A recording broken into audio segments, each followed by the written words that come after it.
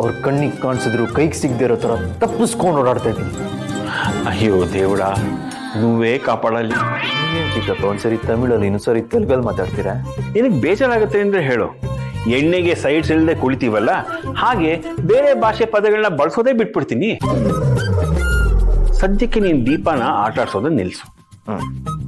ಯಾಕೆ ದೀಪ ಅವ್ರನ್ನ ಆಟ ಆಡಿಸ್ಬೇಡ ಅಂತಿರೋದು? ನೋಡೋ, ನೀನು ಆಮೇಲೆ ಅನುಭವಿಸ್ಬೇಕಾಗತ್ತೆ. ಎಕ್ಸ್ಪೀರಿಯನ್ಸ್ ಪರ್ಸನ್ ಹೇಳ್ತಿದ್ದೀನಿ. ನೆಗ್ಲೆಕ್ಟ್ ಮಾಡಬೇಡ. ಸುಮ್ಮನೆ ಹೋಗಿ ಅವಳ ಹತ್ರ ಸಾರಿ ಕೇಳ್ಬಿಡು. ಒಪ್ಲಿಲ್ಲ ಅಂದ್ರೆ? ಸುಕ್ಕು ನನ್ನ ಮೇಲೆ ಕೋಪ ಮಾಡ್ಕೊಂಡಾಗೆಲ್ಲ ನಾನು ಅವಳ ಮೇಲೆ ಒಂದು ಟ್ರಿಕ್ ಯೂಸ್ ಮಾಡ್ತೀನಿ.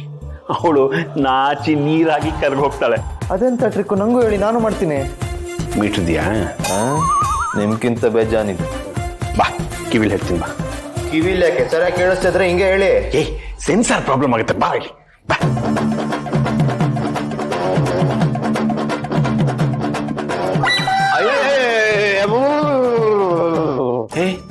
ಬಾಯಿ ಒಂದ್ ಯಾಕೆ ಬಿಟ್ಟಿದ್ಯಾ? ಅದನ್ನು ಮುಚ್ಕೊಂಡ್ಬಿಡು.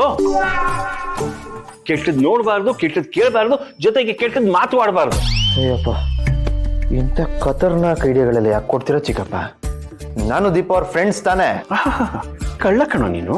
ಜೊತೆಲಿ ಇದಕ್ಕೆ ಹೆಂಡತಿ ಬೇಕು, ಪ್ರೀತಿ ಮಾಡಕ್ ಹೆಂಡತಿ ಬೇಕು, ಜೊತೆಲಿ ಮಲ್ಕೊಳಕ್ಕೂ ಹೆಂಡತಿ ಬೇಕು. ಆದ್ರೆ ರೊಮ್ಯಾನ್ಸ್ ಮಾಡೋ ಅಂದ್ರೆ ಇಲ್ಲ ಅವ್ನ ಫ್ರೆಂಡು ಅಂತ ಘೋಷಣೆ ಮಾಡ್ಬಿಡ್ತೀಯ. ಸುಮ್ಮನೆ ಏನೇನೋ ಮಾತಾಡ್ಬೇಡಿ ಚಿಕ್ಕಪ್ಪ.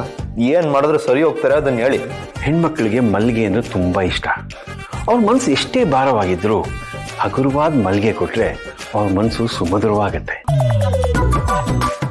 ನೀನು ಮಲ್ಲಿಗೆ ತಗೊಂಡೋಗಿ ಕೊಡು. ಹಳೆ ಕಾಲದವ್ರ ತರ ಅತಿ ಮಧುರ ಅನುರಾಗ ಅಂತ ಡ್ಯೂಯೆಟ್ ಹಾಡ್ಬೋದು. ಅಷ್ಟು ಮಾಡಿದ್ರೆ ಸಾಕ? ಆಗ್ಲೂ ಒಪ್ಲಿಲ್ಲ ಅಂದ್ರೆ? ಮಲ್ಲಿಗೆ ಮೈಸೂರು ಪಾಕು ಇತ್ತೈತಿಲ್ಲ, ಹಳೆ ಸ್ಟೈಲು.